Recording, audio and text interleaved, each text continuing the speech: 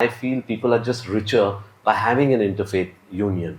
Both of you are Yeah. also in interfaith marriages. Um, your father and mother were also, it was an interfaith marriage.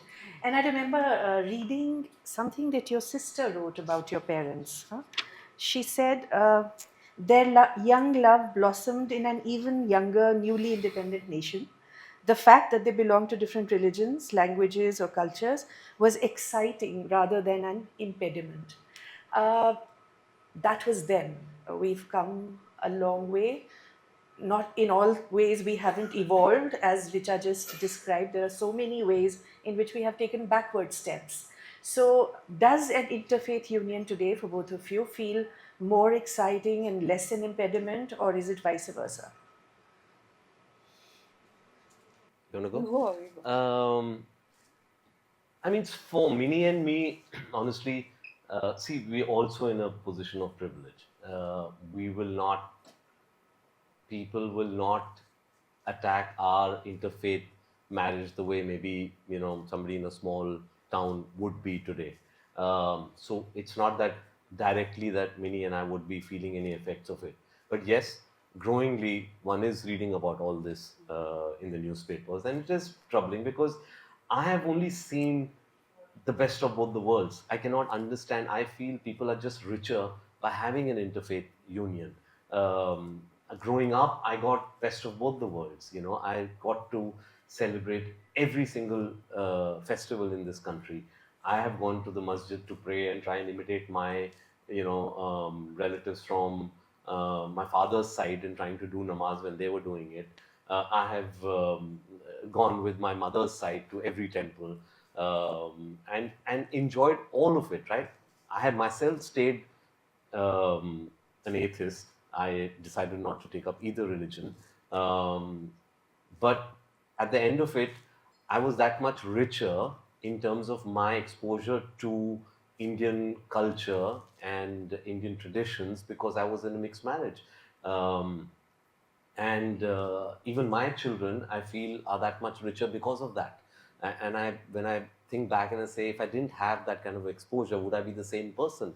I wouldn't be. So I feel there's only to gain from that, and it gave me a worldview which, and even one of my greatest passions is still photography. It actually comes back to one of the questions. I always just, any festival, any mela in this country, I'm there with my cameras. Whether it's Pushkar Mela, whether it's Kumbh Mela.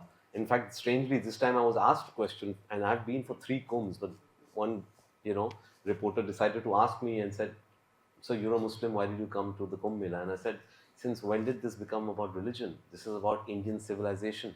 If you are part of Indian civilization, you will come and enjoy it and be a part of it." And he immediately realized and became apologetic. But I said, I realized that it's made me that much a more privileged person by being exposed to the two religions.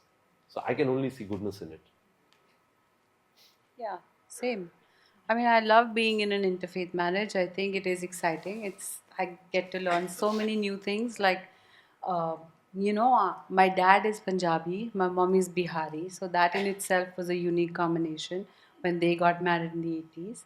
And then between Ali and I, even though we're very sort of secular, progressive, spiritual people, and we each do things with the other person's religion, sort of, because that it's just amazing. I love being in his ancestral house for Eid, which is Lucknow, and how people come, and then it's like everyone comes. It's not just Muslim people who come to eat biryani at his house on Eid or eat yakni pulao. It's the whole society, and there's a separate set of dishes for the Jains who live across the road. And it's wonderful to see that they sit around. A pan is made. Ali's 90-year-old grandma will make a pan, and then the whole mahal is so joyous. And likewise, when he first came into the family fold and looked at things like Bhai Dooj and Diwali and all the spate of festivals that happen now, which is just around the corner actually, he was just he was so happy, and came dancing to a big fat Punjabi wedding recently, and he was just showered and smothered in love. I think we must take a cue from nature. In nature, what causes diseases, congenital diseases, is often interbreeding. What does that mean? That means that nature wants you to share and spread, and sort of that's how you evolve and grow.